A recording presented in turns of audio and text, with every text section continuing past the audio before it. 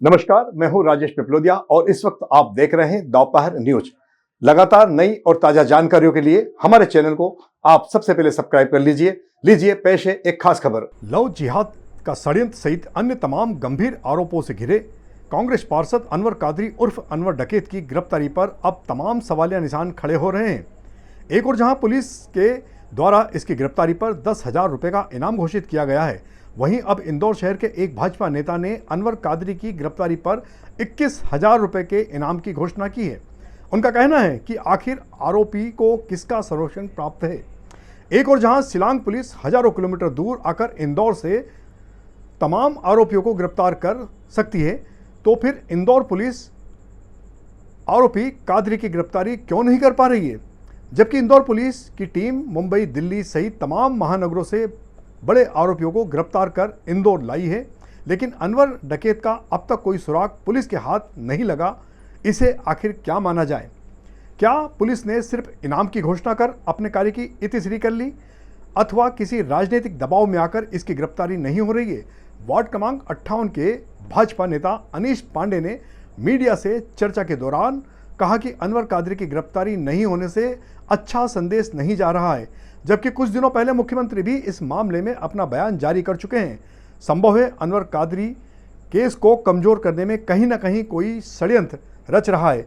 यह भी संभव है कि इसकी गिरफ्तारी के बाद किसी बड़े राज का खुलासा हो सकता है। भाई, हम तो ये मांग करना चाहते हैं और कर ही रहे हैं इतने दिनों से कि शासन और प्रशासन थोड़ी चुस्ती लाए और ऐसे समाज विरोधी व्यक्ति को जल्द से जल्द गिरफ्तार करे।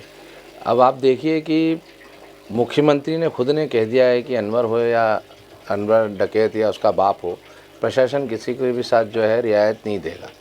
तो आज मुख्यमंत्री जी के बयान को दिए हुए 15-20 दिन हो गए, तो ऐसा क्या है कि प्रशासन भी ढीला ही बरत रहा है।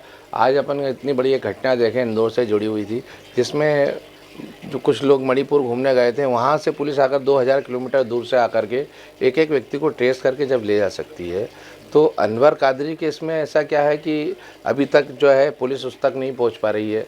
और अनवर कादरी के नाम आने के बाद से 2 और मामले नए आप सभी के ज्ञान में हैं और हिंदू समाज भी इस चीज़ को लेकर आक्रोशित है कि भाई ये हो क्या रहा है, असल में इसको किस तरह का संरक्षण, या बिना संरक्षण के ये संभव नहीं है। कोई ना कोई तो उसको संरक्षण दे ही रहा है, जिस कारण कि ये अभी तक बचा हुआ है। और ऐसे समाज विरोधी तत्व को तो जितनी जल्दी से जल्दी हो पुलिस प्रशासन को अपनी गिरफ्त में लेना चाहिए।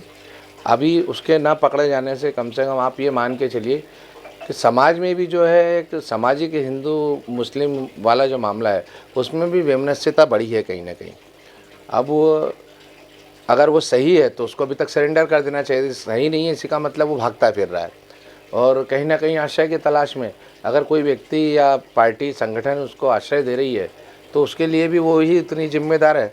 पुलिस अगर कहती है कि हम आश्रयदाता को भी पकड़ेंगे, तो मेरी पुलिस से मांग है कि जो भी उसको अभी तक आश्रय दे रहा है उसको भी साथ में सहारोपी बनाए, वो किसी भी समाज का हो।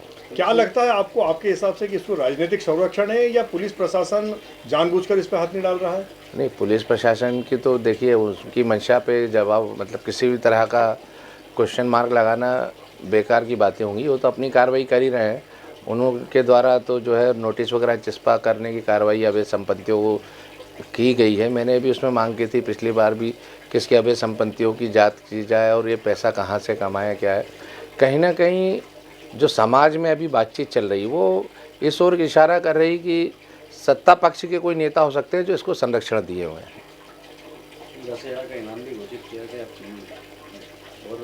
इनाम बढ़ाई जानी चाहिए। देखिए, मैं तो इनाम बढ़ाने को, इनाम की राशि महत्वपूर्ण नहीं है। आज 11 की जगह मैं 21-51 भी घोषणा कर सकता हूँ, पर क्या मेरे घोषणा करने मात्र से शासन या प्रशासन की ओर से त्वरित कार्रवाई की जाएगी? मैं तो चाहता हूँ कि और भाई पुलिस अगर मेहनत कर रही है और समाज के दुश्मनों को जल्दी से जल्द पकड़ के लाती है, तो मैं तो अपनी ओर से 21,000 का इनाम उसमें और 11 की जगह 21 घोषित करता हूँ।